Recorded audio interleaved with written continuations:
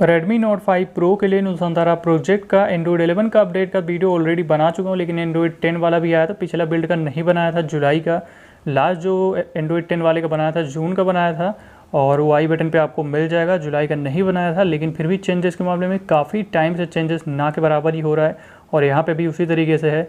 हालांकि हुआ क्या चेंज है उसके बारे में भी आपको बताऊंगा, और परफॉर्मेंस में क्या फ़र्क पड़ा है AnTuTu स्कोर में या फिर हमारी बैटरी में, तो उन सभी के बारे में आपको बताने वाला। तो वीडियो को लास्ट तक ज़रूर वॉच करना। और जैसे कि रेवन लायर के अंदर आपको कस्टमाइजेशन में बिल्कुल भी चेंज नहीं मिलता है, तो आपको नहीं बताने वाला, क्योंकि आपको बताया फिर से वही सारी चीज़ें बताऊंगा तो काफ़ी लोग को ऑलरेडी पता ही होगा। जिनको नहीं पता तो पहले की वीडियो देख सकते हो, आपको डिस्क्रिप्शन पर मैं दे दूँगा। तो देखते ही यहाँ पे एक्स्ट्रा क्या कुछ चेंज हुआ है। तो चलिए वीडियो हम स्टार्ट कर लेते हैं।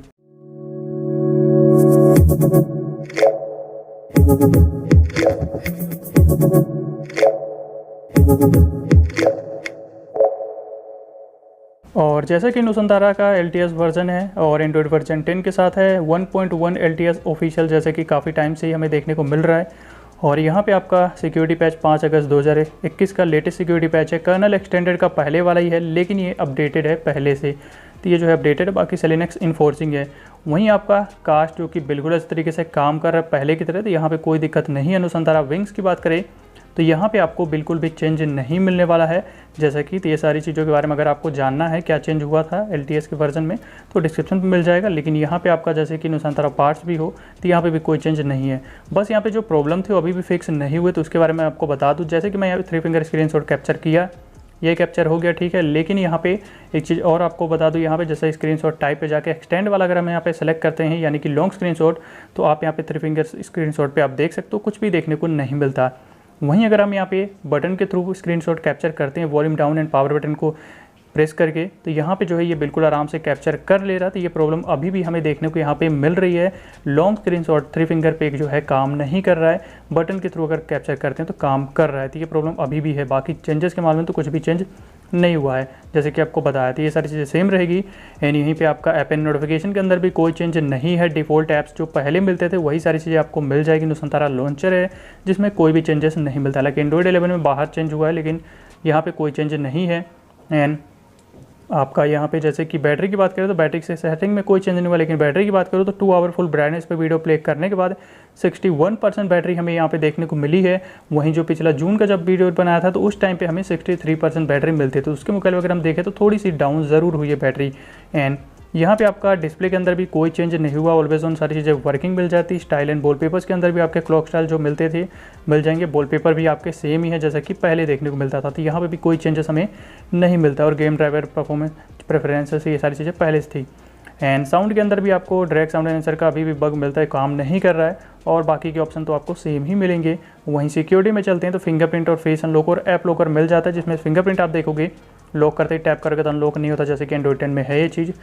और बाकी तो ऐसे जो है काम कर। और फेस अनलॉक बिल्कुल यहाँ पे थोड़ा सा अच्छा लगा। फेस अनलॉक काम कर अच्छी तरीके से, आप देख सकते हो फास्ट भी है, तो यहाँ पे कोई दिक्कत नहीं है। और आपका सेटिंग्स भी सेम ही रहने वाला। ऐप लॉकर भी अगर आप देखोगे तो ये भी आपको पहले जैसा ही देखने को यहाँ पे मिल जाता है। और नीचे जैसे कि डिजिटल वेलबींग का सपोर्ट ये देखने को मिल जाएगा। सिस्टम के अंदर हमारा जेस्चर है, जिसमें यहाँ पे भी आपको कोई चेंज नहीं मिलता। सेंसिटिविटी सेटिंग्स की बात करें या फिर आप 3 बटन नेविगेशन यूज करते हो तो कोई भी चेंज आपको नहीं मिलेगा। यहाँ पे पूरी तरीके से सेम रहने वाला। अगर आप 3 बटन नेविगेशन भी यूज़ करते हो तो आराम से यूज़ कर पाओगे, यहाँ पे कोई दिक्कत आपको नहीं मिलती। सिस्टम नेविगेशन के अंदर में बाहर डेवलपर ऑप्शन मिल जाता है और अपडेटर मिल जाता है।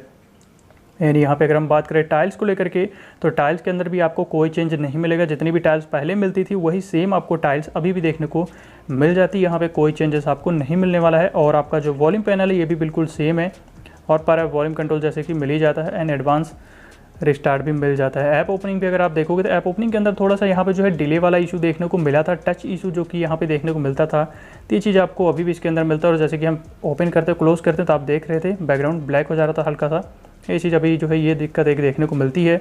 बाकी तो यहाँ पे अच्छे से ओपन हो रहा है, बस थोड़ा सा डिले टाइप से मिलता है।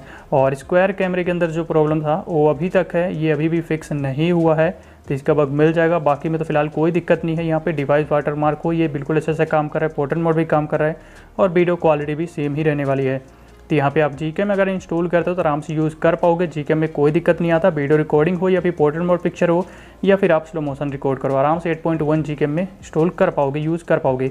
एंड यहाँ पे एप्लीकेशन भी आपके सेम ही रहने वाले वैसे तो, हालांकि गूगल फ़ोटो इंस्टॉल किया हूँ ताकि आपको दिखा सकूँ कि यहाँ पे जो है आपको अनलिमिटेड स्टोरेज नहीं मिलता इसके अंदर में। हालांकि मैं GFs इंक्लूडेड वाला इंस्टॉल किया, इसका वनीला भी आता है और प्ले स्टोर आपका सर्टिफाइड ही रहेगा जैसा कि पहले रहता था, तो ये इसके अंदर कोई दिक्कत नहीं है, सर्टिफाइड है, सेफ्टी नेट पास है, तो आप आराम से बैंकिंग ऐप को यूज़ कर पाओगे, उसमें दिक्कत नहीं आएगी।